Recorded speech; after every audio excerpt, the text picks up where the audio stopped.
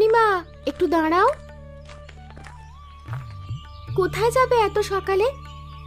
কিছু ডালপালা কুড়োতে যাচ্ছি, ঝড়ে পড়েছে, রান্নার জ্বালানিতে কাজে লাগবে। শোনো, কাল রাতে দেখলাম রূপেনদা তোমার বাড়ি থেকে বেরোলো। চাল নিতে এসেছিলেন। আমাদের লোকটা বাড়িতে না থাকাতে এলে খুব সমস্যা হয়। আমি জানি তুমি কিছু করনি, কিন্তু অন্যরা সেটা জানে না। আর রূপেনদা নিজেও কি জানে? সে তো প্রায়ই আসে। লোকের চোখ ভালো না অনিমা, তারা যা দেখে তাই বিশ্বাস করে, আর যা না দেখে সেটা নিয়ে বেশি বেশি গল্প ছড়ায়। আর জানোই তো, লোকে যা শুনতে পায় তাই বানিয়ে বানিয়ে বলে। কিন্তু আমি কি করব? দরজা আঁকলে বসে থাকবো?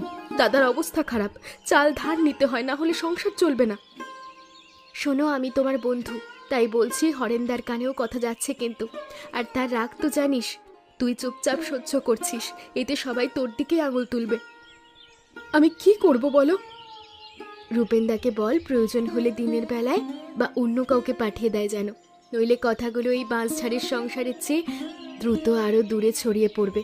আচ্ছা, আমি এখন যাই।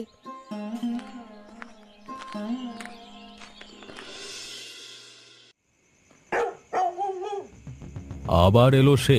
আমি বাড়িতে না থাকলি নাকি ওর আসবার সময় হয়? চাল দিতে এসেছিল। চাল? চালের বাহানা? গ্রামে তোমার কেউ নাই, শুধুই রূপেন আছে। লোকটা কি মালিক নাকি তোমার? ও আমাদের প্রতিবেশী, আমাদের দুঃসময় সাহায্য করে। ও প্রতিবেশী? খুব ভালো, খুব ভালো প্রতিবেশী পেয়েছো, হ্যাঁ, যে রাত জেগে চাল দেয়, খবর নেয়। আর আমার বউ চুপচাপ সব গ্রহণ করে।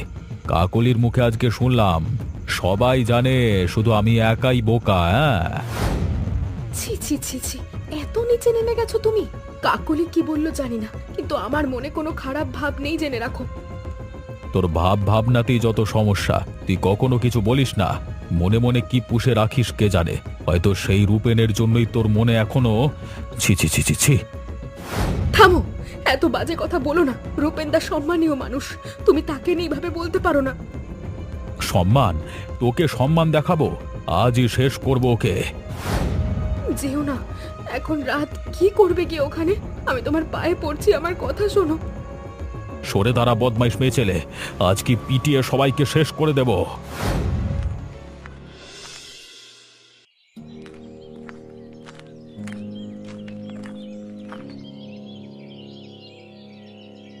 ওইটা, ওইটা কি?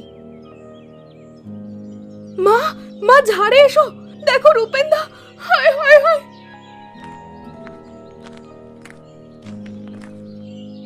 কি হয়েছে স্পষ্ট করে বলো। ওই দেখো মা, বাঁশ ঝাড়ে কত রক্ত। উফ, অনেক রক্ত। চুপ চুপ, কেউ যেন না শোনে। কি বলছো তুমি? পুলিশ, লোকজন, কাউকে তো ডাকতে হবে। না, এখন না।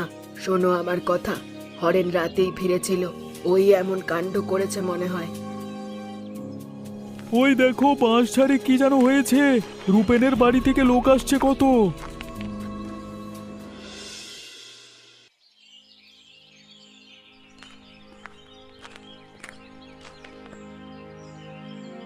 কি রান্না হয়েছে? ডাল ভাত। বাড়ির বাইরে এত শোরগোল শুনছি, কি হয়েছে কি? কেন তুমি জানো না? রূপেনদা মারা গেছেন বাঁশঝাড়ে। মারা গেছে? কিভাবে? কেউ জানে না, মাথায় আঘাত, পুলিশ এসেছে। শুনে বড় কষ্ট হলো।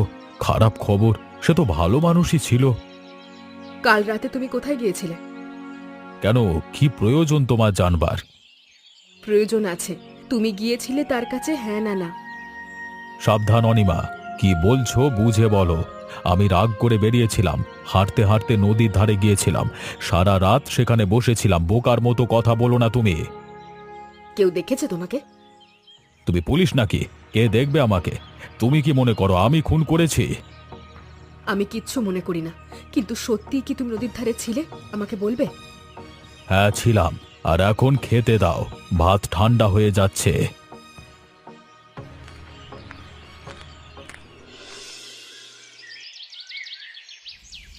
পুলিশ বাড়ি বাড়ি জিজ্ঞেস করছে, শিগগিরই এখানে আসবে। কি বলবি তাদের হরেন? কি বলবো আমরা? কি বলবে? সত্যি বলবে। আমি রাতে বেরিয়ে নদীর ধারে গেছিলাম, সারা রাত সেখানে কাটিয়েছি। তুমি ঘুমিয়ে পড়েছিলে, কিছু দেখোনি, শোনোনি। কিন্তু আমি তো দেখেছি তুই ফিরে এসেছিলি রক্তমাখা হয়ে। মা চুপ করো, তুমি কিছু দেখোনি, শোনোনি, বুঝেছো?